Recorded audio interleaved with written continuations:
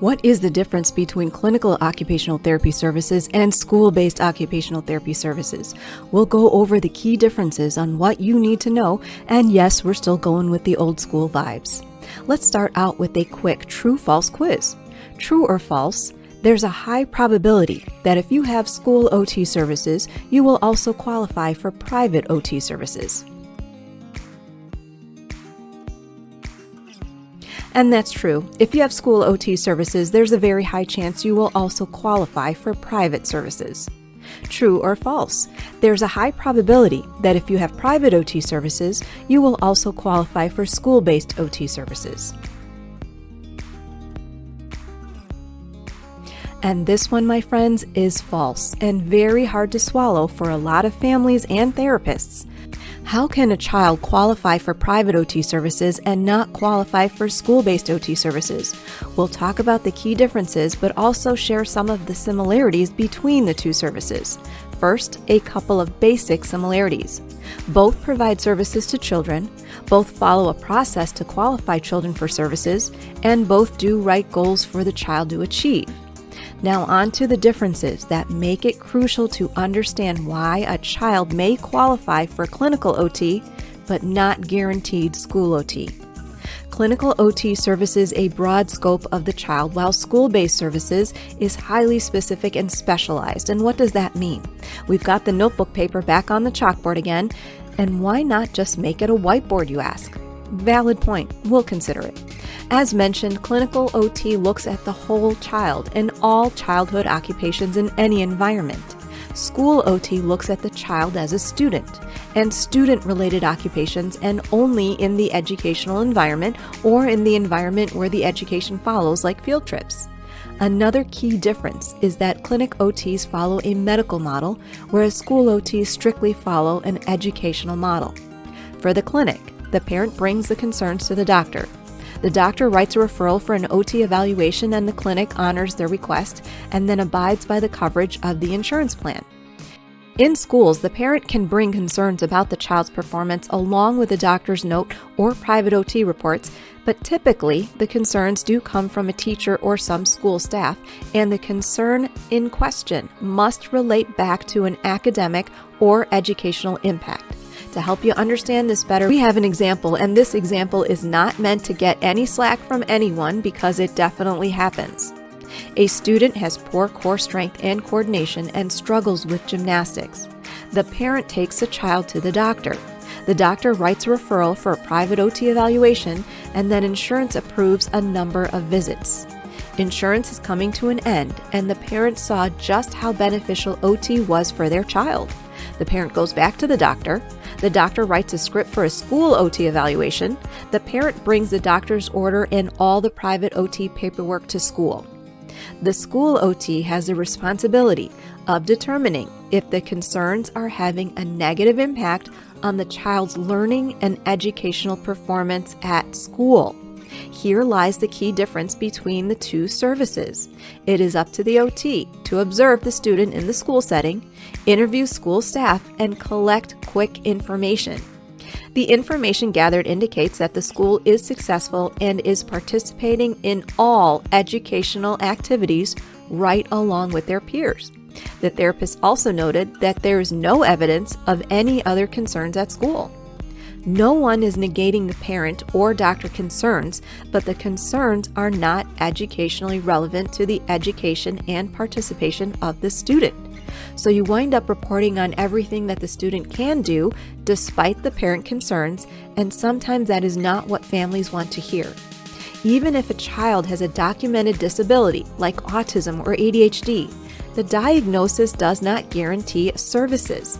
There has to be an indication that the disability or the concern has an adverse impact on the student's learning and educational participation and performance. And that's very hard to explain. And you don't always have backup, so it's a learned skill on how to handle and have this very important conversation. Another difference is the document that carries out the plan. In the clinic, you have a plan of care or care plan, and in the school setting, OT services are carried out through an IEP, which is the Individualized Education Program, or a 504 plan.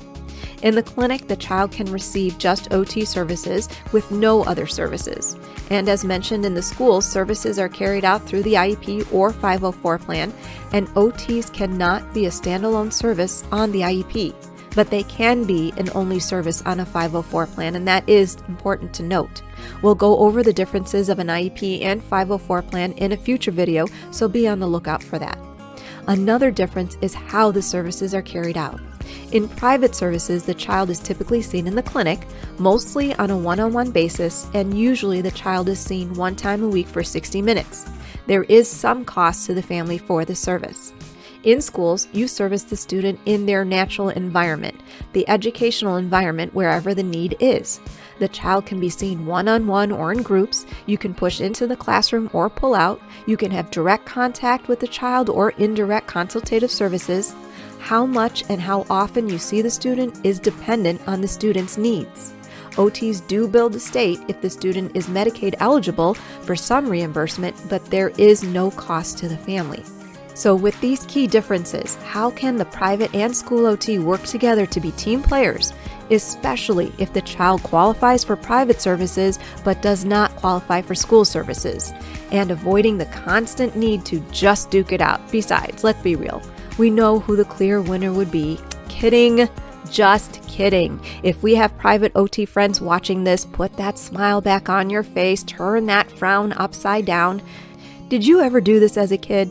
Hit that like button if you as a kid made someone mad and then just started poking them in the face to make them smile or laugh again. No? Maybe it was just us rusty buckets. In all seriousness, there is a huge importance of being team players despite the differences, and there are definite things both sides can effectively do to support each other. School OTs, it's very easy to come out as dismissive with a stay in your lane and I'll stay in my lane mindset. Empathize with the concerns, but do your due diligence as the school OT to gather information and present it in a non-dismissive way. Let the family know you will keep an eye on any potential issues, and there are always natural ways to check up on a kiddo without taking any extra time. Again, a learned skill. Private OTs help parents understand the educational relevance. It's crucial if the conversation comes up. Let families know that concerns do not automatically guarantee services at school, and we know that doctors also need to be educated on this as well. The letter E in IEP stands for education. Refer the family to the school OT, but please help them understand the educational relevance to school-based OT. Please empathize with the school OT. Communication and partnership is extremely important, and the mindset should not be us against them or them against us. And as a reminder, if the private OT and school-based OT want to communicate, it is very important for both parties to have a signed release by the parent giving them permission to communicate. Check with your districts on your district policy. If you do receive an outside OT report and the physician writes an order for an OT evaluation and services, and after doing your part you do see a need, learn how you can start the MTSS RTI process as the first step before going straight to an OT evaluation. We know exactly why you're laughing at that. Hit that like button if you know. We will have a future video on that process as well.